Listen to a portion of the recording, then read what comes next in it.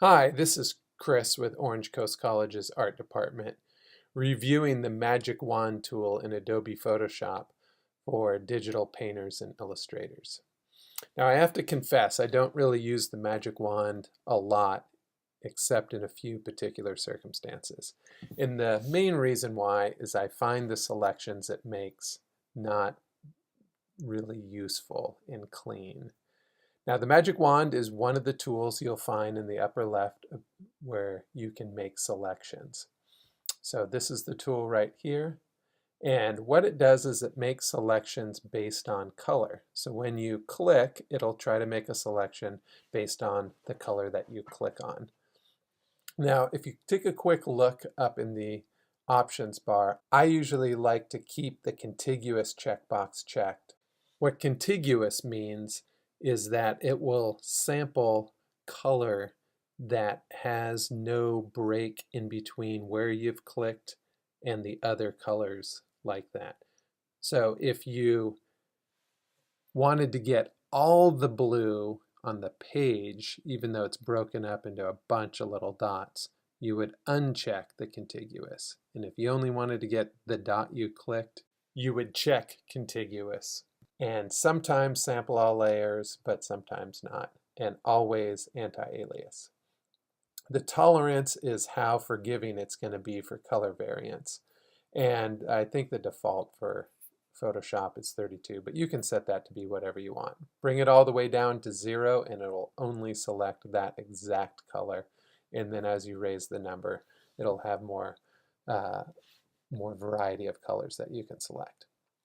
Now, the Magic Wand icon has changed recently to this one, and I find it less exact. Where you're going to sample from is that white part of the top of the wand. But if you ever get frustrated by that, you can hit caps lock and it'll turn it into a cursor just like that. Now, I find that a little more challenging to work with, so I've just got accustomed to the way the Magic Wand looks. The reason I don't use it is on an image like this, if I want to select the blue on the torso here, let's zoom in and see this selection. It's not very accurate, if you can tell.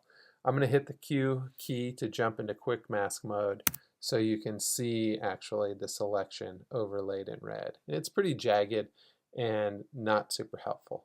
I can keep adding to it if I wanted and subtracting, but something like this I could probably easier select in quick mask with the brush tool or with the lasso tool.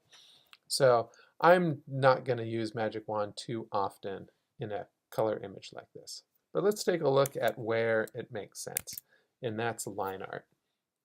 So when you've got very clean line art, it's going to do a great job of just selecting the white, which is often what you want to do. So let's say I select that same area, except this time on this figure. I'm going to go ahead and fill that with my foreground color, and you can kind of see it did a pretty good job. Not perfect, but pretty good. Let's zoom in really tight here.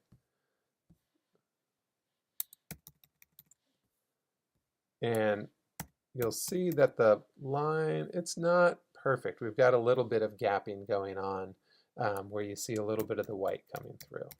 So in order to make that even better, I usually expand my selection by 1 before doing it. So let's back up, and I'm going to make a single click again with the Magic Wand, and then I'm going to go up to the Select menu, and I'm going to choose Select, Modify, Expand, and I'm going to choose 1 pixel. You can dial in, I think, anywhere between 1 and 16.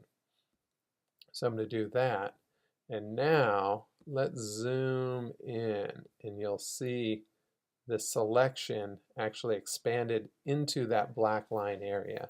And because I know I'm going to stack that black line on the top of my layer stack, having that little bit of slop makes a difference to me, makes your art a lot cleaner.